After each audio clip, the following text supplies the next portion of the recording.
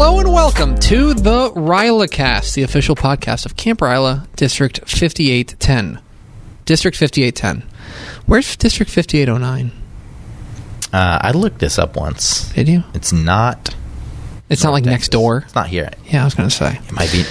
Somebody's going to have to explain we have no the idea. Rotary districts to me at some So point. it may be right next door. My name's Greg Tepper. Those other dulcet tones you hear belong to the real star of the show, Andrew Josey.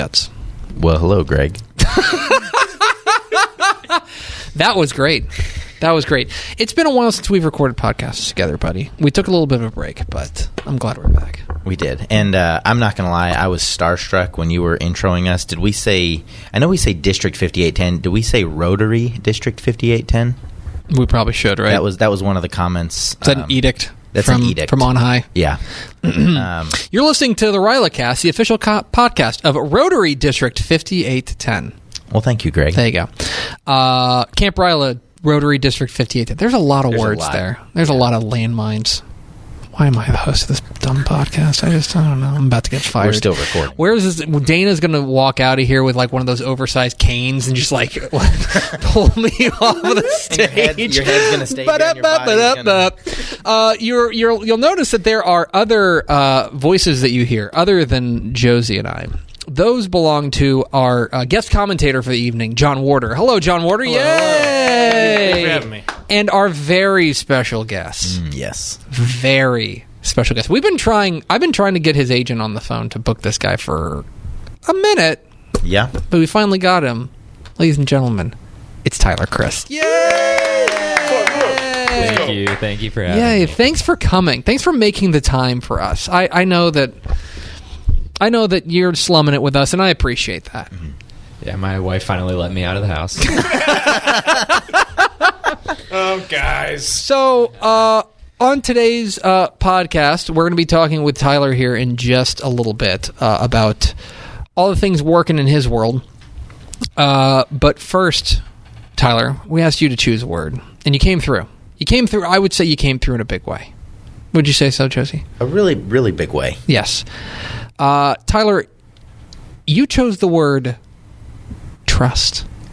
Trust. Correct. Trust. That is that's a serious word, man. That's not this feel like this podcast needs to like put on our big boy britches and take this thing seriously now. I straightened up when you told me it was trust. I was like, oh man. Okay, fine. It's fine. We're going to get to you in a moment. Although if you have comments, chime in. But here with something to think about is Andrew Josey Utz. Well, thank you, Greg. You're welcome. Yes, something to think about with trust. So have you ever heard of the author Simon Sinek? Or Sinek? Spell that for me? Yes, S-I-N-E-K. Oh, yeah. Okay, I am, thanks, Tyler. yeah.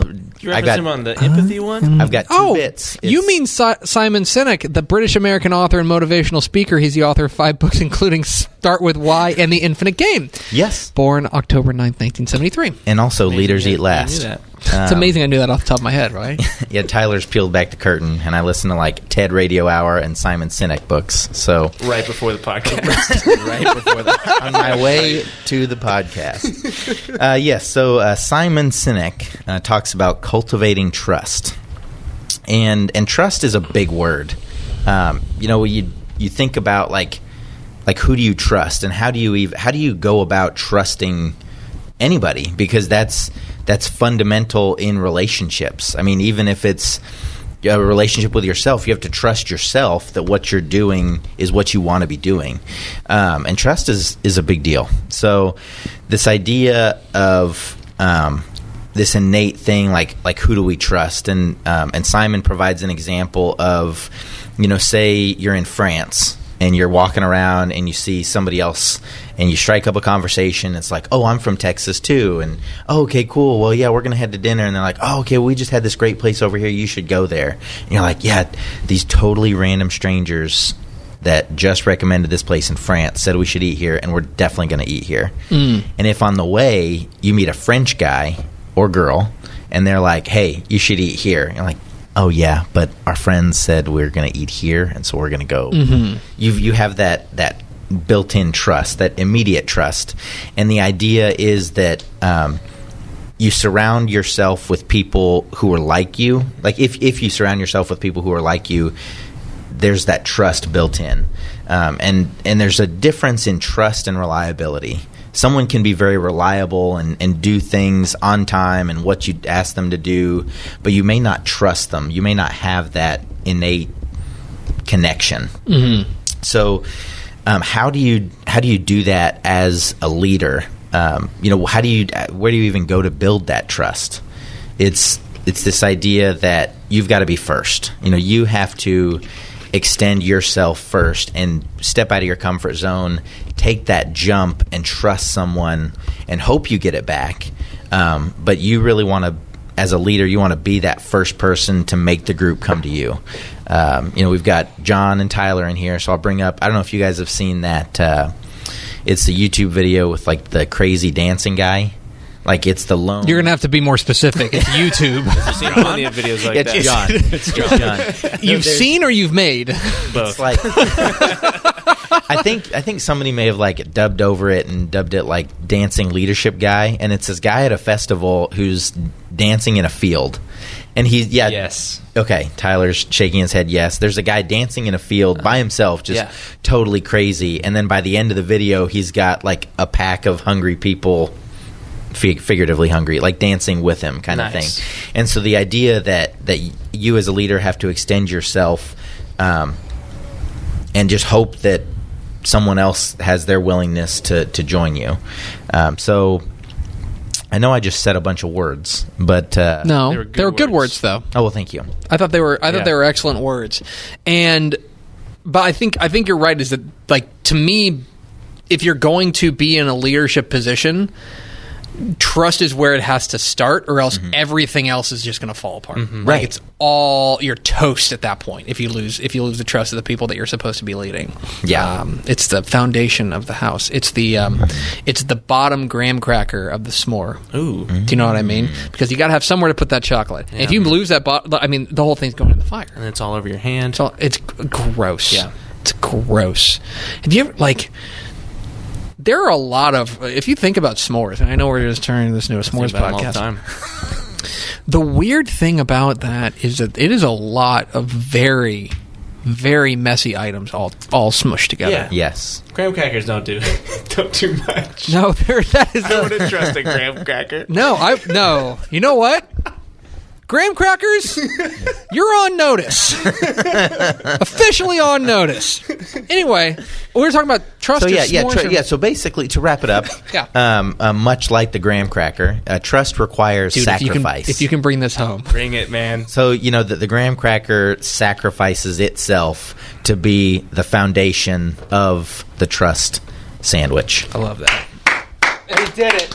Yes. I was unlikely hero. I was really worried because I took the wheel of this car and jerked it into the bridge embankment, and you casually steered it back on the road. Guess what you did, Greg? You trusted Josey. Yes! Let's go! Dude. Let's go! Come on! This podcast is rocking right now. Josey, thanks very much. Thank you, That Greg. was excellent. And now would be the time where we normally have a commercial break. And so, listen, pretend that there's some Buy these shoes. music playing, something like that. If you would like to sponsor this podcast, this is the point where we could insert your commercial. So Subscribe to John Warder on YouTube. I'm paid for this ad. Get in touch with Josey if you want to sponsor this podcast. Yes, but now, Josey. Oh, Greg. I mentioned off the top that there are hard books. You know what I mean? They're guys that we have had a hard time getting in the studio because they are so busy. Yes. They have a lot on their plate. But it is with great pleasure that we welcome in our very special guest. Give it up for Tyler Criss. Yay! Thank you very much, guys. Thanks for stopping by. Really, really and truly, I appreciate it. I'm excited for this. You sound excited. I mean, boy, that's the sound of an... Maybe I'm a little nervous. I mean, Are you? I'm in the Have you ever- presence of 3 celebrities. Have you ever been two celebrities? Yeah. No. Josey and Warder. Tell All right, me... blue check mark. Hey, I'm not Tell verified. me... Don't have a YouTube channel. We can change that, dude. I can't change that. Honestly, How much there's do- 3 cameras in here. Why don't we start filming this How much? podcast? How much do YouTube channels Got a cost? haircut yesterday. No, they're free, my They're friend. free. Oh, They're we just free. glossed over that. Tyler got a haircut for this. They look. Did it you looks really? Great. Yeah. Have you ever been on a podcast? I have been on one podcast before. Do you want to blow up their spot and tell us what podcast it was? I'm not super proud of my performance on that podcast. So you don't want people looking it up. You didn't have a good haircut. It actually was filmed, but then released in podcast form and on YouTube. So no, I did not have a good haircut. Tyler, let's start this conversation as we always do with your RYLA story. How you got involved. How in the world you ended up in this studio talking to us? Oh yeah, it's a long and winding road. I started as a camper in 2012. Actually, I started as an alternate camper. Ooh. Yeah, which is a bit of a unique twist in the story. I found out about 2 or 3 weeks before camp that I was going to be selected, or that nobody at the other school in McKinney was like going to accept the offer to go to camp. And so they called me up, and honestly, I was kind of hesitant. I was like, I'm not sure. They didn't really want me. Do I really want to go? I ended up talking to one of my teachers about it, and he was like, honestly, you should not go and just say that you did. Use it as a resume point. And I was like, whoa. Interesting I'm not tactic. going to do that. So because of him telling me I shouldn't go, I decided to go. And of course, it was an incredible decision. That is a windy road. It is winding, yeah. I mean, we're only in my camper here, too. Dude, you were trying to exit that road a lot. Be like, no, come on, we can get off here. And I know in past interviews, Greg has asked kind of like when RYLA hit people. Yeah. For me, it probably hit towards the end of my camper week. As my counselor, the amazing Brett Scroggins, can attest to, I was... That's a former guest at this Yes. podcast. I was really struggling through that first part of the week because I am someone who likes to sleep a lot. And, in fact, needs to sleep a lot. So, Dude, respect. the fact that I keep coming back to camp every year keeps surprising me more and more. But by the end of that week, I mean, the positivity had really infected me. And I was able to come back as an as an ACA, actually, so I'll pick up the pace of the story a little bit. No. Came back Dude, as an ACA. I got to tell you, man, like, we do not get charged by the upload size. So I'm it's enjoying looking at your haircut, so take your time. Thank you. ACA is one of the most fun roles on camp staff, and so I got to just kind of ride that positivity wave for a whole week, and then came back a few years as alumni staff, and for 3 years now I've been the MC of camp for the rec hall. Yeah. So, the MC of camp. That's Yes. tough, man. That's a tough gig. It can be sometimes. How do you prepare for a role like that? Well, thankfully, we have the world's greatest camp director at Camp RYLA. As you all know, we have Dr. Dana Maxson, and he actually makes the role a lot easier than you would think, because Dana is very particular on what he wants announced at certain times. So, Yep. honestly, it's amazing because I get to eat meals with Dana because our typical camp schedule is that we go straight from the dining hall to the rec hall where I will make the announcements for the day. And that means that right before that I get to spend some time with Dana, kind of checking in with how camp's been going and figuring out what announcements need to be made that specific day. Learning from the best. Absolutely. So, what do you do outside of RYLA in your real life? Do you have a job? big boy job? I do have a big boy job. Oh. I think I would call it that. I can give you the big boy words for the big boy job.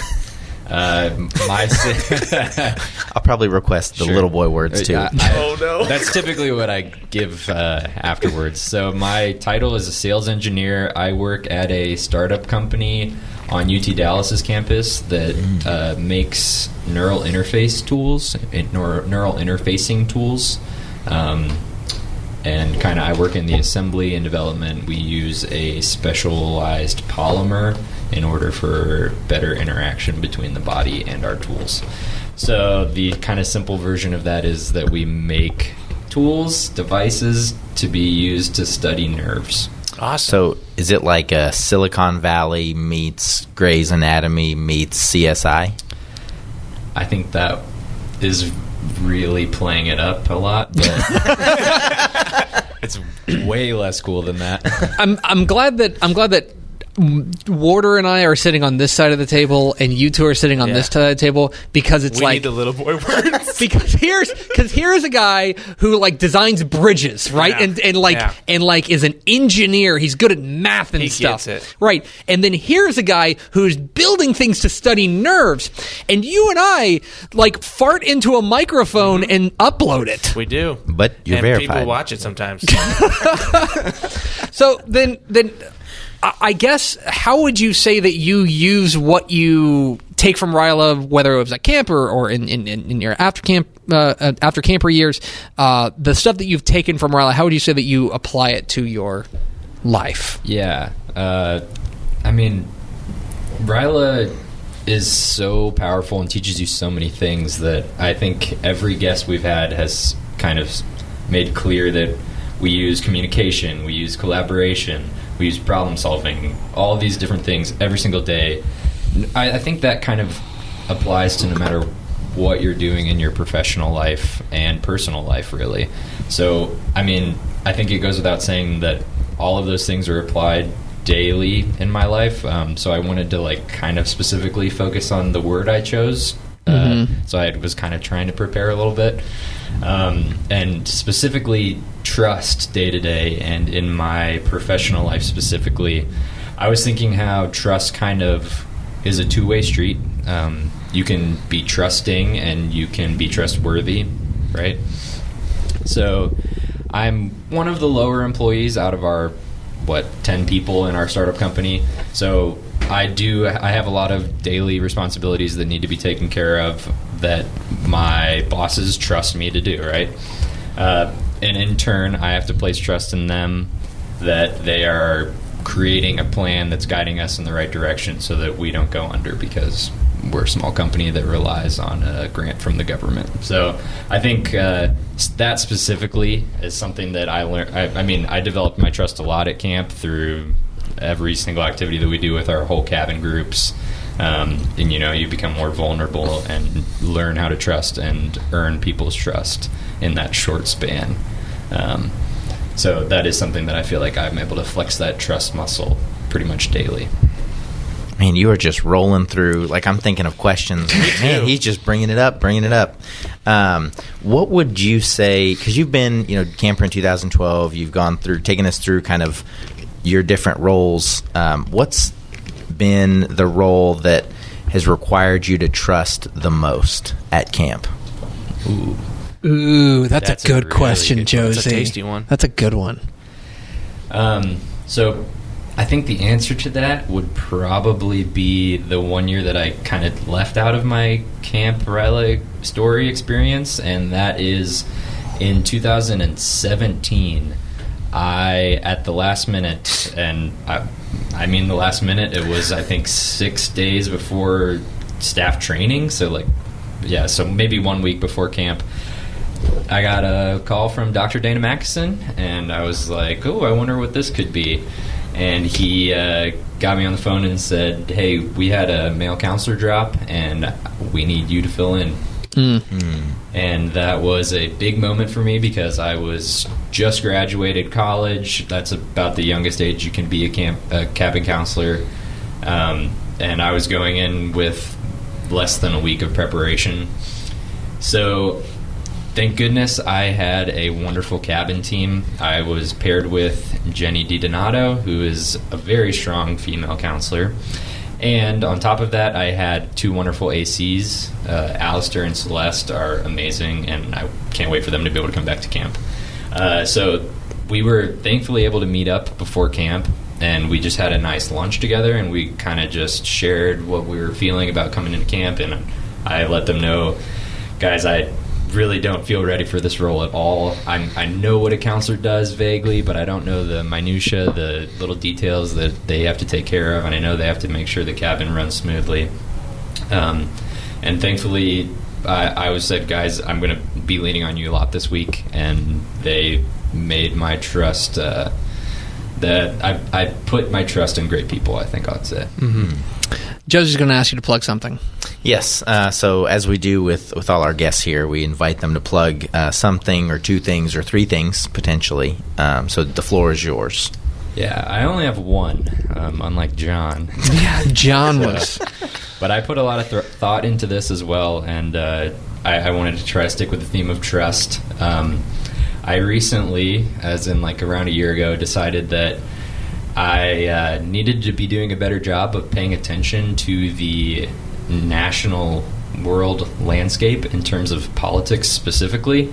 I realized that it's actually impacting my life at this point, and I should be a better citizen than I had been. And I stumbled upon a newsletter. It's a subscription email newsletter called Tangle, and that's what I would like to plug. It is written by somebody that I tangentially know, a friend of a friend. It's just a daily email newsletter that's about an 8 to 10 minute read every day. And this guy is a reporter, and he presents the news in a very digestible way, which I really appreciated as someone who previously did not care for daily events at all, and frankly could not wrap my head around them. He presents what DC is talking about, and then he presents a very unbiased description from what the right is thinking and what the left is thinking, with a little bit of commentary. So he is unbiased. It's very digestible, and it's an easy read. You get it Monday through Thursday in your inbox for free. It's called Tangle. That's awesome. Okay. I like that. Thank you. Okay. I have one more question. Absolutely. You're a married man. Yes. And your wife is working right now as a nurse, correct? She's in medical school. Medical actually. school. She's in medical She's school. going to be a doctor in 2.5 years. Jeez. Focusing on what? Hopefully orthopedic surgery, but she's got to do a lot more tests before then. Okay. I want to talk about the third member of your family. Wait, for real? Yeah. Let's talk about Winnie. Our dog. Oh, okay. Did you think I was breaking news on the I thought podcast? we were breaking some news. I was like, No. Maybe next time. Let's talk. I felt Man, bad for I not knowing. am really glad John Warder's here for this. That couldn't have been better. No, I really hope your wife listens to this too and just freaks out like, oh my god. No, I'm talking about Winnie. Let's talk about Winnie. I'm talking about the dog because that is a very large and very cute dog, and I want to know everything. It is she, right? He. Is he looking for friends? Oh, he's always looking for friends. He was actually at the puppy boarding school, or dog. He's not really a puppy anymore. He's 65 pounds. That was huge. He's at boarding today, playing with a bunch of new friends, I'm sure. That is a very large dog. What kind of dog is he? He's a golden doodle, so half golden retriever, half poodle. He is, I've only seen photos, okay? But I can tell a good dog from, like, back me up on this. If you can see a photo of a dog and be like, that's a good dog, Yeah. right? That's a good dog, right? He's a great dog. He's the best dog. But he's also the only dog I've ever had. Really? Yeah. Oh, so you can't maybe he's just like an average dog. First dog's the best. No, he is the best. Okay, I was just making sure, yeah. Okay, well, will you tell Winnie that we said hi? I will. I will be giving him a hug and a kiss as soon as I get home. Oh, ladies and gentlemen, it's Winnie's dad, Tyler Criss. Yay! Thanks, guys. Now, imagine that I'm putting a commercial break here. Okay, so it's like, yeah, that's, Honestly, I hope that you just put this part in. Like, do you need the music? I think No, I'm seriously just going to... I told you in the last podcast, I'm not going to edit this. Oh, really? So this is just going to stay this is in. Yeah, Hey, exactly. guys. Hi, guys. Hello to listeners. Okay, guys, we're back here on the RYLACast. Thanks to Tyler Criss for being our guest. We're going to wrap this thing up, put a little bow on it. And I am going to leave you something to leave you with about trust. I don't know who this guy is, so I'm going to Google his name real quick. Hold on a second. You're listening to live coverage of me Googling a guy's name here on the RYLACast. I'm glad you are going to leave us with something. Yes. Greg. That's okay. Did not know this. Former United States Secretary of War, apparently. what is it good for? Henry L. Stimson. Henry L. Stimson. I'm looking for a quote about trust. Did you just Google trust quotes? Yep. No, trust leadership quotes. Okay, my man. Gotcha. I had that extra one. But I found this good one. And I think it's a good launching point for a conversation. The quote from Henry L. Stimson, former Secretary of War and statesman. The only way to make a man trustworthy is to trust him. So then which comes first, right? Is like, are you trustworthy and then people trust you? Or do people put their trust in you and then therefore you become trustworthy? Does that make sense? Like, it's a little chicken and egg situation with trust. Real free-range chicken. You gotta knock it off with the chicken. Like chicken range? Yes. But what I'm saying, God bless it, Warder. I'm sorry.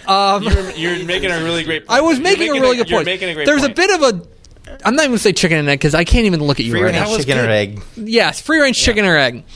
In the sense that I feel like with leadership, and when you're in a leadership role, you probably have to give people a reason to trust you. But at the same time, it's one of those things that I feel like because if you're in a certain position, if I were to tell you, hey, I'm your boss, then there is going to be an implicit trust that I have. Maybe that grows over time, maybe it strengthens and things like that, but you're going to trust me in that sense. I feel like I like this quote because you don't know if somebody is trustworthy until you like jump. And I feel like you don't find out if somebody's untrustworthy until it's too late. Do you know what I mean? Like, what do you mean until you jump?